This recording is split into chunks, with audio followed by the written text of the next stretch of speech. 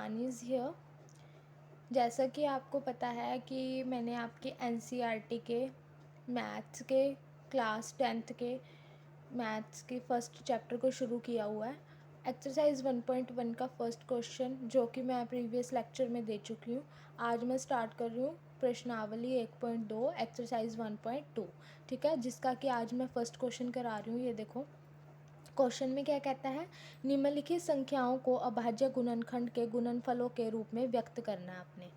क्या बोल रहा है क्वेश्चन के अंदर, निम्नलिखित संख्याओं को अभाज्य गुणनखंडों के गुणनफल के रूप में व्यक्त करना है। अब ये क्या चीज़ है, निम्नलिखित संख्या का मतलब कि जो आपको क्वेश्चन दे रखा है, इसके आपने क्या करना है, अभाज्य गुणनखंड करने हैं। अभाज्य गुणनखंड करने के बाद जो इसके गुणनखंड होंगे उनको आपने गुणनफल के रूप में लिखना है। ठीक है, अब जैसे कि मैं ये पहला क्वेश्चन मैंने लिख रखा है, सबसे पहले मैं इसके अभाज्य गुणनखंड करूँगी। अभाज्य गुणनखंड कैसे होंगे, आप यहाँ पे 140 रखो। ठीक है, 140 रख दिया। अब इसको ये सबसे पहले 2 के पहाड़े पर जाएगा, 2 के पहाड़े पर जाएगा 70 आएगा यहाँ पे, फिर से 2 के पहाड़े पर जाएगा 35 आएगा यहाँ पे, फिर 5 के पहाड़े पे जाएगा, फिर 7 आएगा, फिर यहाँ पे 7 एकम 7। जब तक यहाँ पे 1 नहीं बचता तब तक आपने प्रोसीजर कंटिन्यू रखना है। अब यहाँ पे 1 आ गया, तभी यहाँ पर इसके अभाज्य गुणनखंड पूरे हो चुके हैं। अब क्वेश्चन के अंदर इसने क्या बोला कि जो इसके अभाज्य गुणनखंड हैं उनका आपने किसके अंदर करना है, गुणनफल के रूप में लिखना है। अब देखो 140 लिखा, बराबर का निशान, 140 बराबर का निशान, इसका पहला क्या आया हमारे पास 2, गुना का निशान, दूसरा गुणनखंड क्या आया 2, तीसरा क्या आया 5 और चौथा क्या आया 7। लिख दिया ये हमने, इनको अभाज्य गुणनखंड को गुणनफल के रूप में लिख दिया। अब यहाँ पर 2 कितनी बार है, 2 बार, तो 2 की पावर क्या हो जाएगी 2, 2 की घात 2, गुना 5 की कितनी है 1 और 7 की कितनी है 1। बस ये क्वेश्चन ख़त्म हो गया। ठीक है, इसने क्या बोला तो क्वेश्चन के अंदर, निम्नलिखित संख्याओं, जो हमें संख्या दे रखी है वो लिखी, संख्या को आपने क्या करना है, उसके अभाज्य गुणनखंड करने हैं। अभाज्य गुणनखंड करने के बाद जो इसके गुणनखंड होंगे उसको किस में लिखना है, गुणनफल के रूप में। आपने इसको गुणनफल के रूप में लिख दिया, बस ये इसका सोल्यूशन हो गया। ऐसे इसके सारे पार्ट होंगे।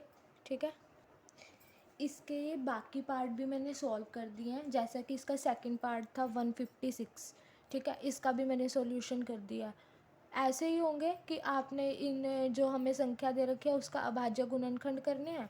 अभाज्य गुणनखंड करने के बाद आपने उसको किस में लिख देना है, गुणनफल के रूप में।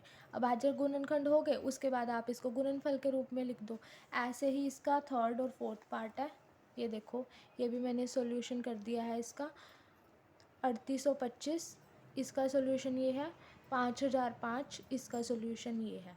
ठीक है, बस ये इसके अभाज्य गुणनखंड करने हैं, अभाज्य गुणनखंड करने के बाद इनको गुणनफल के रूप में लिख देना।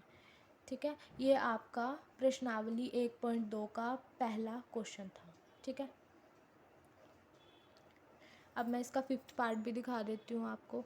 ये इसका 5th पार्ट है। ठीक है, 7429 ये इसका 5th पार्ट है। जो नेक्स्ट वीडियो होगी वो मेरे इसका सेकंड क्वेश्चन है जो उसके ऊपर होगी, और सेकंड क्वेश्चन इसका मोस्ट मोस्ट मोस्ट इम्पॉर्टेंट है, जो कि हर बार पेपर में आता ही आता है, चाहे वो आपको इसको 4 नंबर में दे, चाहे वो इसको 2 नंबर में दे।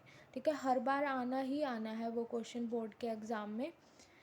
वो फिर मेरी नेक्स्ट वीडियो होगी, वो इसका सेकंड क्वेश्चन होगा जिसके अंदर मैं वो डिस्कस करने वाली हूँ। पहले आप ये कर लो, अगर इसमें कोई भी डाउट है तो मेरे को प्लीज़ कमेंट सेक्शन में प्लीज़ मेरे को बताना, ताकि आपके मैं डाउट भी क्लियर कर पाऊँ। जितनी कोशिश होगी मैं जवाब देने की ज़रूर करूँगी। और अगर आपको मेरी वीडियो अच्छी लगी, वीडियो को लाइक करो, कमेंट करो और शेयर करो, और बच्चों को भी ये शेयर करो ताकि उनको भी ये नोट्स प्रोवाइड हो सकें। और मेरे चैनल को सब्सक्राइब करें प्लीज़, ताकि आने वाली वीडियोज़ आप आसानी से देख सको। Thank you.